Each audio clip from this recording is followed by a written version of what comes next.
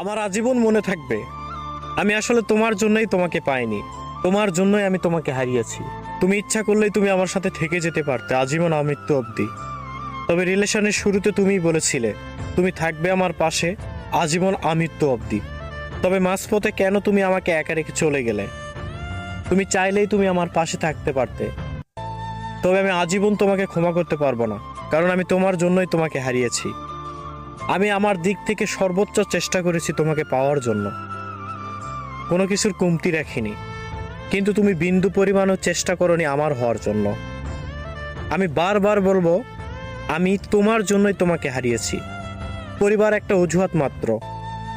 1 বছর 2 বছর 3 বছর পর ঠিকই পরিবার মেনে নিত, কিন্তু তুমি সেই পরিবারের দোহাই দিয়ে তুমি এমন একজনকে হারিয়েছ যার সবটুকু জুড়ে ছিলে তুমি। নিঃশ্বাসে বিশ্বাসে সব কিছুতে তুমি ছিলে। সেই মানুষটাকে তুমি মারাত্মকভাবে ঠকিয়েছ। একটা কথা মাথায় রেখো, কাউকে ঠকিয়ে কেউ কখনো জিতে যায় না। সাময়িক সময়ের জন্য হয়তো তুমি জিতে গেছো, সাময়িক সময়ের জন্য হয়তো তুমি সুখে থাকবে, কিন্তু আজীবন আমৃত্যু অবধি তুমি তোমার মনকে কখনো ক্ষমা করতে পারবে না।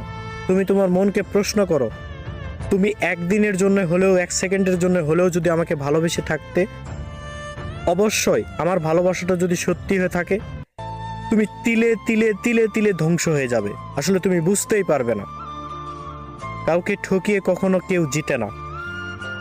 আমি বারবার বলবো, আমি তোমার জন্যই তোমাকে হারিয়েছি, আমি তোমার জন্যই তোমাকে পাইনি আমার করে।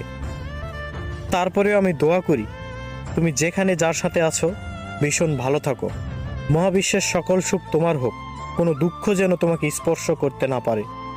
কিন্তু কথাগুলো আমার মন থেকে বের হবে না, কথাগুলো মুখ দিয়ে বের হলো, মন থেকে কখনোই বের হবে না। আমি আবারও বলতেছি, বারবার বলবো, 1000 বার বলবো, আমৃত্যু অবধি পর্যন্ত বলবো, আমি তোমার জন্যই তোমাকে হারিয়েছি।